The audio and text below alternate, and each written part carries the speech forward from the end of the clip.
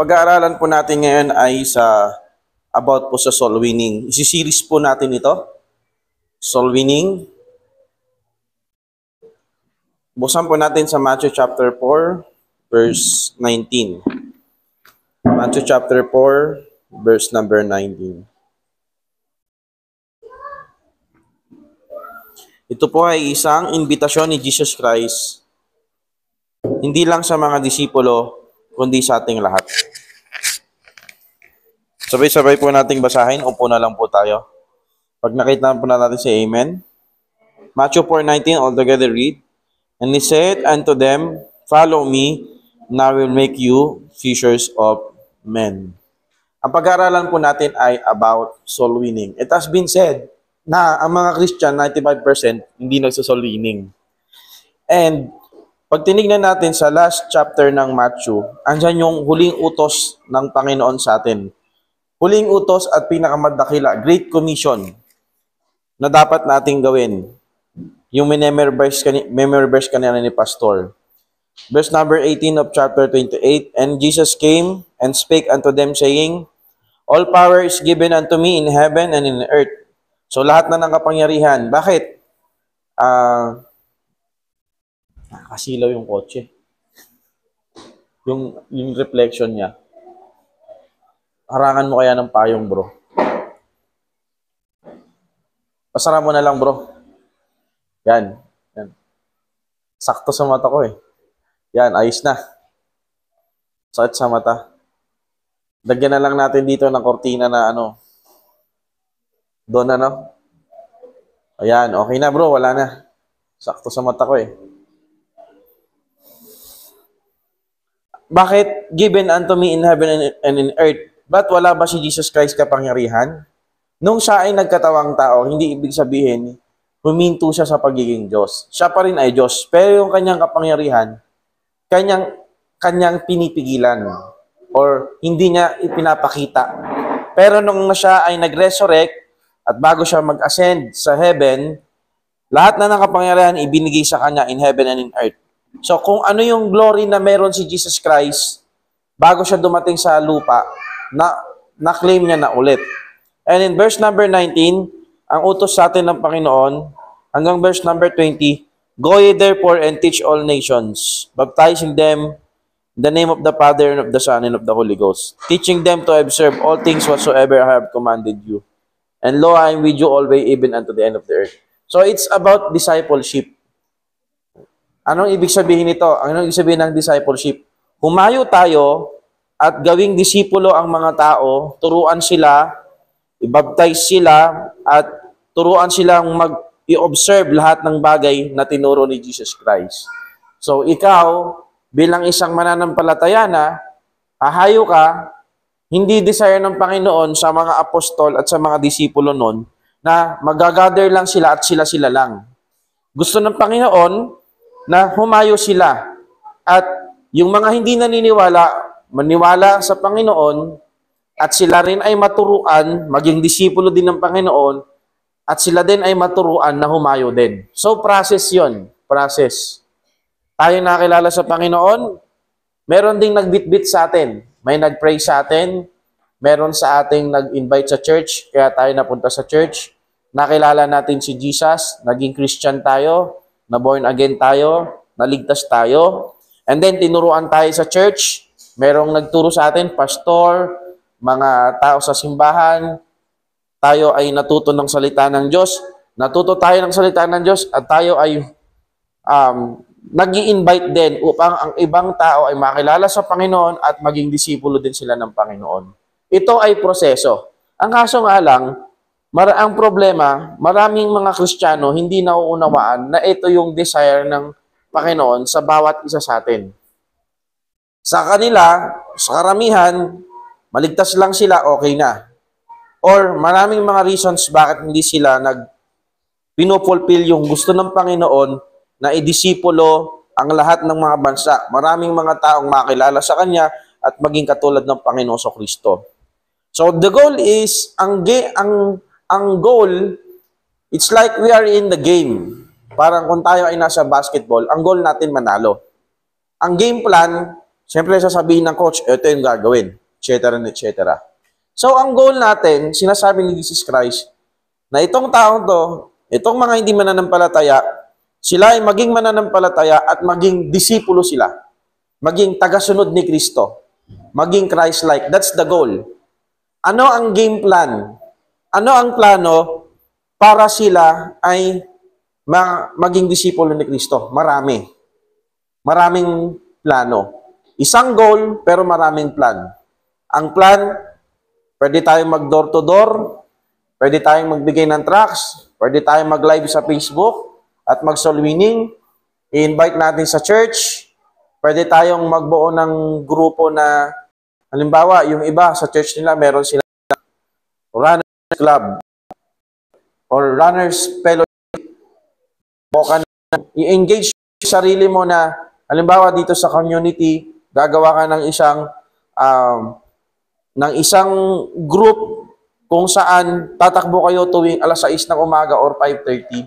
You engage yourself sa tao at nakabuild ka ng relationship sa kanila, reach ang gospel, turo ang Bible. So maraming plan. Pwedeng ikaw ay estudyante. Sa school nyo, gumawa ka ng org.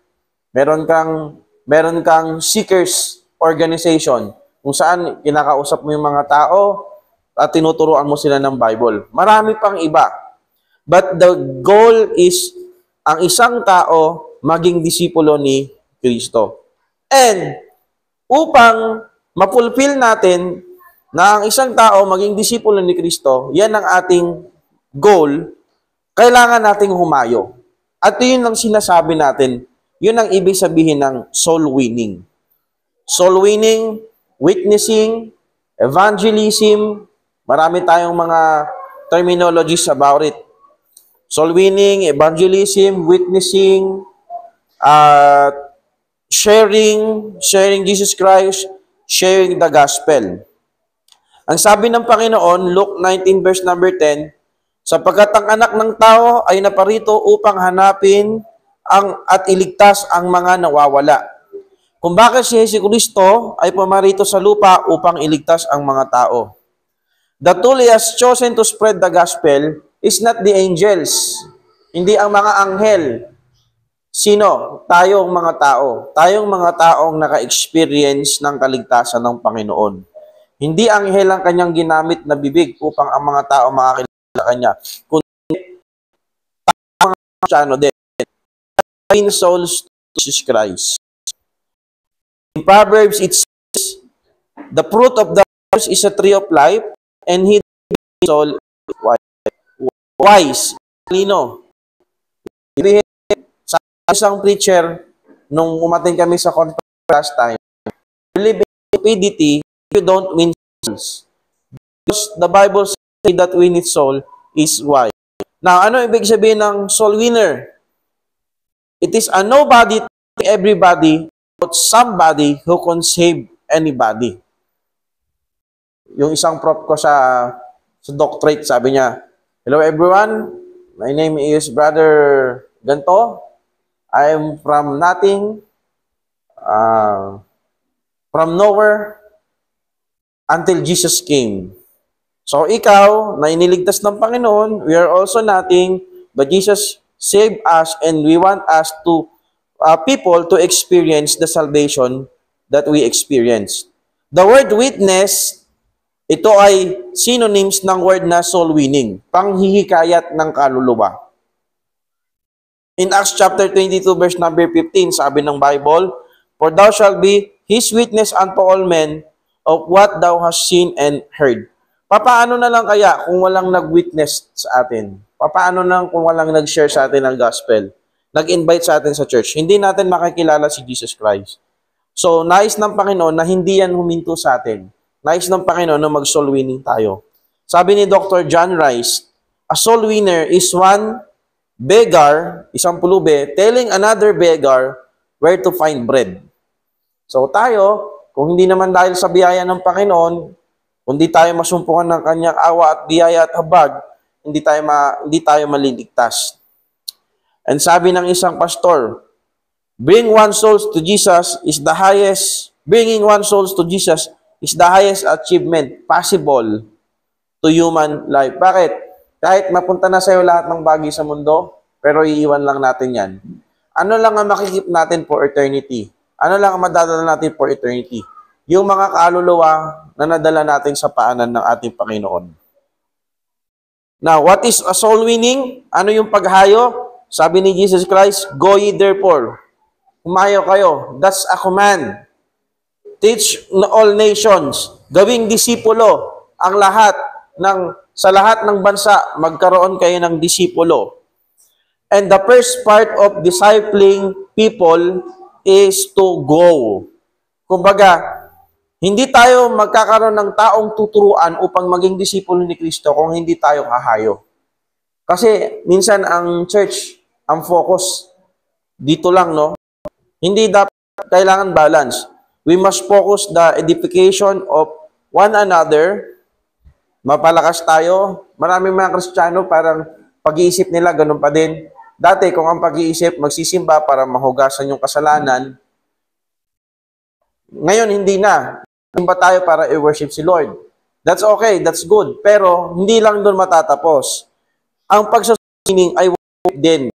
Ang share ng gospel ang tao sa Panginoong Jesucristo, or if you don't know how to win souls pa, kung paano mag-share ng gospel, it is also a worship when we invite someone sa church. At sa church, merong taong mag-share ng gospel. Katulad niyan, hindi naman lagi si pastor yung mag-share. Pwede nga halimbawa si Brother Brian, pag may bisita. Pag titingnan ko, pag medyo matanda ng konti, medyo kaedad halimbawa ni Brother Brian, Brother Brian, may bisita tayo, ikaw mag-witness dito. O si Brother Ryan, Brad, mukhang kaparehas mo to. Bakit ganon? Kasi para may relationship. Kaya tayo, siguro someday, gagawin din natin yung street preaching. Kasi isa yan sa pamamaraan. Lalabas ka dyan, tapos ikaw ay may mikropono. Yung iba kasi ang ginagawa lang, nangihingi sa palengke. Dito ba meron yun? Saan ba yung palengke dito? Yung pala yung tanong ko, saan yung palengke dito? Yung talagang palengke, hindi yung dito. Ano lang yan, talipapa eh. Yung talagang palengke na palengke. Doon sa may site. Yun na pala. Yung palengke talaga na parang wet market, gano'n, doon meron. Okay. Hindi ko pa siguro napasok yung looban. So, yung iba kasi, yung mga Pentecostal, ang ginagawa nila, may dala-dala silang sako, doon sa Kaintaa, sa amin, sa junction, may dala-dala silang sako, tapos may nangangaral, doon sa may parking lot. Ganyan po, magandang hapon. Tapos yung mga member, pupunta doon sa kung saan-saang mga sulukan ng palengke, street seat, merong offering bag na ganyan. Sasabihin, para po sa gawain ng Panginoon, para po sa gawain ng Panginoon. Kung wala kang pera, wala kang kawala. May sako, Brother Ryle. Kung wala kang pera, kung meron kang 1 kilong biniling manok, kahit 1 hiwa ng manok, pwede mong ilagay doon. Salo-salo na. Mga kapatid, hindi po tayo naniniwala na tama yun. Hindi po ganun ang mga Baptist kasi naniniwala tayo ang pagbibigay dapat sa church gawa. Amen? Kung kasama ba sa inyo, parang nakakain, no? Kasi hindi. Ang pagbibigayan, pumunta ka sa church, doon ka magbigay. Hindi yung pupunta ka sa palengke, doon ka manghihingi ng sasabihin mong para sa gawain ng Panginoon. Ngayon, kaya naman, yung ibang mga Christians na nangangaral sa street, akala tuloy ng mga tao, wag tayo makinig dyan, baka hingian tayo ng pera. So, nagkaroon na ng bahid ng sasabihin business. So, isa din yun sa mamamaraan. Ngayon, hindi lahat ng tao makukuha mo dyan sa street preaching. Hindi lahat ng tao. Pero hindi naman lahat talaga walang makikinig sa'yo. Meron at meron talaga makikinig sa'yo. Na kahit may ginagawa sila, pinapakinggan ka. Lalo na if you're saying kung ano yung salita ng Diyos, kung ano yung gospel, kung ano yung sinasabi mo. So, bakit karamihan ng mga tao, hindi sila nakukuha ng street preaching? Kasi walang relationship na nabubuo. So, pag merong relationship na buo, then that's good. Kaya nga, ako, kung kilala nyo si Pastor Rick Warren, Saddleback Church, siya ay isang Baptist din. Sa Amerika, yung church niya napakalaki. Sa sobrang laki, merong swimming pool. Grabe, no? Pagtapos ng simba, swimming. Talagang marami kang magiging bisita dyan. Sobrang laki ng simbahan niya. At maraming mga schedules. Tinanong siya, bakit, ano ba ang plan nyo kung bakit marami nagsisimba sa inyo? Sabi niya, wala akong formal na plan. Ang ginawa ko sa mga member, ganito, pinasulat ko sila ng 3 bagay na sobra silang passionate. Ikaw, halimbawa, Brad, bukod sa pagsisimba, bukod sa quality time sa anak at sa asawa mo, ano yung isang bagay na very passionate ka? Halimbawa, si Brother Ryan. Yung gustong-gusto mong gawin, kumbaga, hindi ka naman nagba-basketball, no? Ano pa? Ibig sabihin, wala kang anong tawag ng ganon? Social life? Wala kang social life? Wala, no? Family man kasi si Brother Ryan, eh. Pero kung ang binata natin tanungin, ikaw, Brother Richard Bryle, anong bagay na very passionate ka? Sa music. O, halimbawa, music. So, ginawa niya sa mga member, kunyari, passionate sa sports, sa pagbabarbell, halimbawa, passionate after nun sa basketball, tapos passionate sa gantong bagay. Ang ginawa ng mga member, nagbuo sila ng something group, something na sa isang bagay na yon na may mga taong gustong mag-join sa kanila. It's like building, engaging relationship sa tao. So, pag nagkaroon na ng relationship, okay, so, andun na nag-hangout sila, yung ganyan, lumalabas.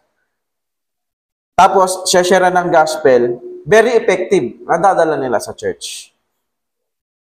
Okay? Nagiging Kristiyano. Nagiging disipulo. So, ganun din sa atin. Ikaw, paano ka magdidisipulo? Sinabi ko sa inyo kanina, isa lang ang goal natin, ang tao maging disipulo ni Kristo. Pero ang plano, napakarami. Bawat isa sa mga Kristiyano, meron kang pwedeng gawing plano para maakit or magkaroon ka ng engagement ng relationship sa tao. Pinakamaganda doon, saan ka very passionate.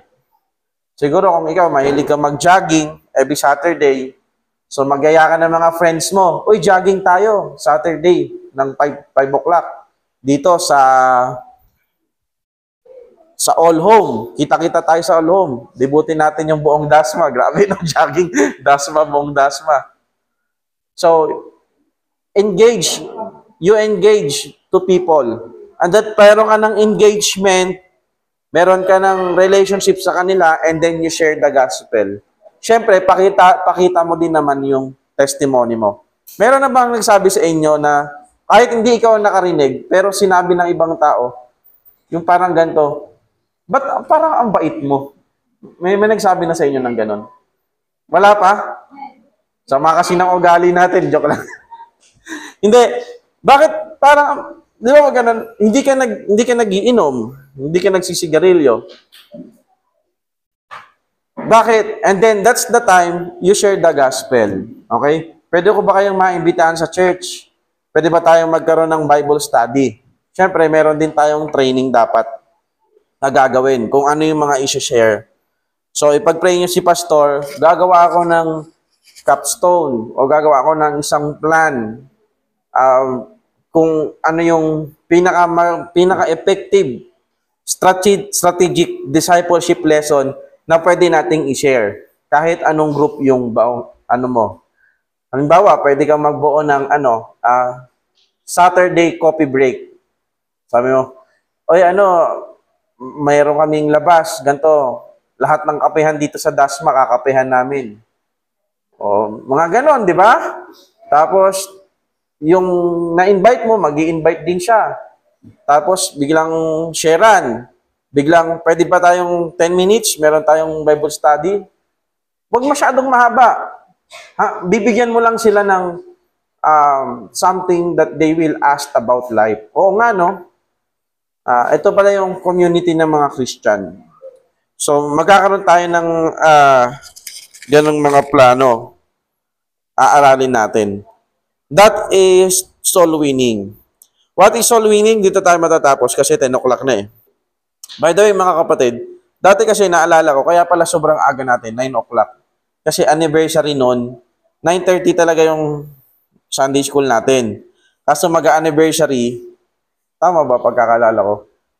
Ginawang 9 o'clock para merong practice ng choir ng mahaba sa lunch. Pero ngayon, ibabalik na natin ng 9:30. Pero, sa mga choir member, punta kayo dito ng 9 o'clock. Halimbawa, nakapag-choir kayo ng Saturday, edi 9 o'clock, punta tayo dito para meron tayong 20 minutes na mag-vocalize. Kasi sa ngayon, yung kinakanta ng choir, medyo madali pa eh. Mga him-him lang muna. Hindi pa mga choir piece. Pero pag mga choir piece na, kailangan na natin ng vocalization. Kailangan na natin ng exercise at ng review. So, ganun po. What is soul winning? You explain the death, burial, and resurrection to a sinner and urging them to receive Christ as Savior. Now, when you say soul winning, sobrang dami nitong sanga. Ang dami. Pwedeng namimigay ka ng tracts, pwedeng door-to-door, okay? Pwedeng sa Bible study, pupunta tayo halimbawa sa isang bahay, halimbawa may birthday sa inyo, i-invite nyo yung inyong mga classmate, mga katrabaho, tapos iimbitahan nyo si pastor, at mag-share ng gospel. Pwede yon. Okay? Soul winning yon. Ang daming paraan para ma-explain natin sa tao kung ano yung death, burial, and resurrection ni Jesus Christ. Upang sila ay tumanggap. Kasi maraming tao, dito lalo na dito sa Pilipinas, alam nila yung word na Bible, Jesus, Christ, Nazareth. Tuwing January nga, mga deboto pa, di ba? Color red-brown yung damit. Alam nila yan. Naririnig na rin nila si Jesus Christ na matay sa krus ng Kalbaryo. Pero mga kapatid, hindi talaga nila tinanggap si Jesus Christ. Hindi talaga sila nagsisi, hindi talaga sila humingi sa Panginoon ng tulong upang sila iligtas. Alam lang nila. Iba po yung alam mo lang. Maraming tao alam lang yun. Pero hindi talaga sila tumanggap sa Panginoon. That is a different thing. Kailangan nilang manampalataya, maniwala. Kailangan nilang tanggapin si Jesus Christ. So, hindi ito mangyayari kung hindi tayo mag-go. Our part is to go. Humayo. Okay? Bakit? Isisiris po natin tong lesson na to. Malalaman natin, imaginin mo yung mga kamag-anak natin, yung ginagawa po natin sa paglilingkod sa Panginoon, hindi to for nothing. Hindi tayo nagsisimba para makagkaroon tayo ng kaligtasan. Mali yun. Ligtas na talaga tayo. Kaya tayo nagsisimba. Kaso nga lang, ikaw lang yung pupunta sa kaligtasan, sa kalangitan, paano yung mga kamag-anak natin? For me, it is unimaginable na minsan hindi ko na lang din iniisip. Kasi parang natotorture yung isip mo. Ha? Mabait naman si ganito pero mapupunta sa impyerno? Oo.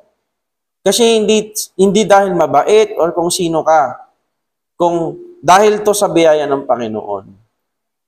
Pero pag may mga kamag-anak naman tayo, alam naman natin, walang pagkakilala sa Panginoon, namatay, huwag nyo naman sabihin sa lamay, sa impyerno na punta yan. Huwag nyo ganun, babanatan ka ng mga kamag-anak mo. Ibig sabihin, heartbreaking. Naalala ko nung nakilala ko sa Panginoon, meron akong best friend ng second year, pangalan niya Neil Roy. At third year ako, naligtas ako. Nakakilala ko sa Panginoon. Tapos, nung fourth year ako, yung best friend namin na si Neil Roy, nung second year kasi kami, 8 lang kaming lalaki. Tapos, puro babae na. So, very close kaming 8. Nung fourth year, nagkaroon siya ng typhoid. Severe typhoid ba? Thyroid. Sa typhoid. Ganon. Namatay siya. Hindi ko siya na-share bigyan ng gospel tract na invite sa church. And then, hoping na sana may nag-soul winning sa kanya. Kaya noon, yung class ko ng, ano ang tawag? Hindi halos kalahati. Higit sa kalahati ng section ko nung 4th year, na-sharean ko sila ng gospel. Okay? Nag-share ako sa kanila. Yung iba nga, umiiyak pa eh. Pero syempre, iyak-iyak lang yun na ano. Okay. So, dahil naisip ko, Chinilroy, hindi ko na share ng gospel. Eh, paano itong mga classmate ko? Diba? Paano pag namatay sila? Ganun talaga ng pagbagong Kristiyano, medyo mainit pa eh. Nawa, bumalik yung ganong desire natin. Mga kamag-anak natin sa probinsya, pinagpe-pray ba natin sila na, Lord, please send someone na merong missionary o worker, pastor, Christian na bumisita sa bahay nila, pakilala sa kanila si Jesus Christ. Pag-pray natin mga kapatid, walang imposible sa Panginoon.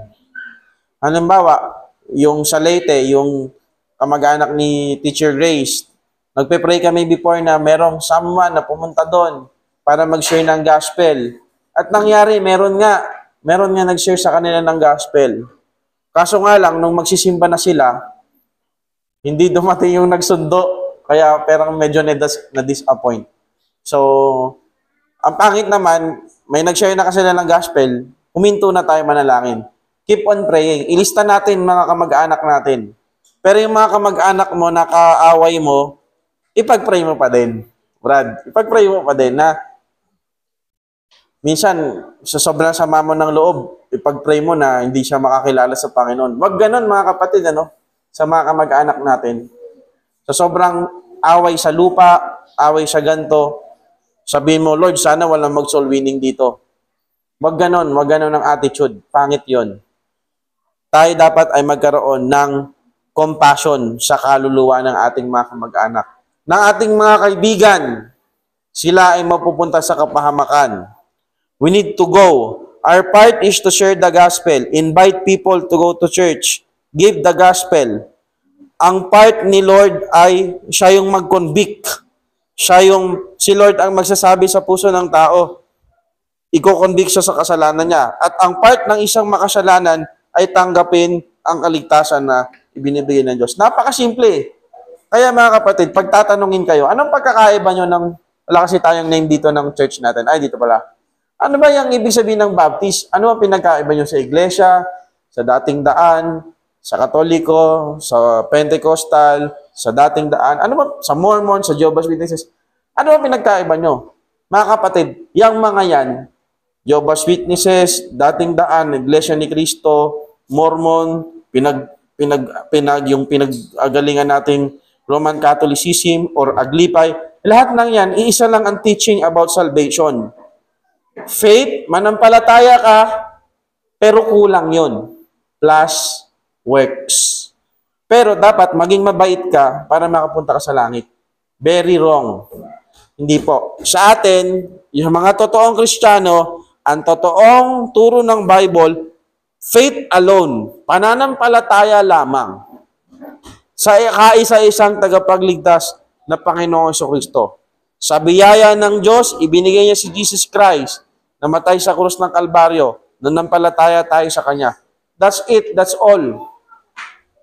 Wala nang, kasi kung works ang basihan ng pagpunta sa langit, walang mapupunta sa langit. Kasi sabi ng Bible, all our righteousness, all of our good works is just filthy rags sa harapan ng Diyos, maduming basahan. And when we think of filthy rags in the Bible, it's not just like this, na ito, pinunas mo dito, madumi na. No. Sa Bible, nung time nila Isaiah, ang ibig sabihin ng filthy rags, yun yung mga pinambabalot sa mga ketong, sa mga sugat. Ano yun? Hindi lang yun madumi, mabaho pa. Pangalawa, filthy rags, ay yun yung ginagamit ng mga babae kasi wala pang modest noon na with wings. Pasador. Ano yung pasador? Hindi lang yun madumi, mabaho yun, lahat. Imaginin mo, sa mata ng tao, yung good works, good sa atin. Pero sa mata ng Diyos, kapag ang isang tao ay hindi mananampalataya, sabi niya, that is all filthy rags. Maduming basahan. Kaya hindi sa gawa maliligtas ang tao, kundi sa pananampalataya sa Panginoong Jesucristo. Tayo po ba ay may natutunan ngayong umaga, mga kapatid? Amen? Nawa ay ma-encourage tayo. We must go. Itong tracks na to, ubusin natin. Magdala tayo niyan lagi at ipamigay natin sa lahat ng mga taong masasalubong natin. Keep inviting sa mga church, ng mga tao sa church at yung sinasabi nating plan. Mag-isip tayo, paano ba makakapag-engage sa community, sa tao, makapag-build ng relationship sa kanila at madala sila sa church. Mapakilala si Jesus Christ. Tayo po tayong lahat at manalangin po tayo sa ating Sunday School offering at sa ating pagtatapos. At after po nito, magkakaroon tayo ng 3 minutes break. Let's pray. Lord God, Father in heaven, we thank you sa amin pong soul winning series, discipleship series. Dalangin po namin na kami po ay palagi po namin itong masaisip na ang goal po namin na ang tao ay maging takasunod ng inyong anak, ninyo Panginoon, maging Christ-like. At mangyayari ito kung kami. The first step is to go, to engage sa mga tao, mag-build ng relationship sa kanila, to preach the gospel. Thank you, Lord, for this day. At dalangin ko po sa aming pong pagbibigay sa Sunday School, may you bless this, O God. And bless us, O Lord. In Jesus' name we pray. Amen. Amen. At Brother, assist na lang po ng ating offering.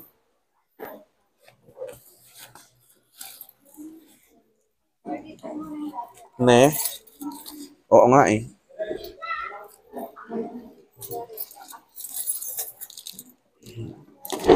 Pwede bang i-offer yung candy?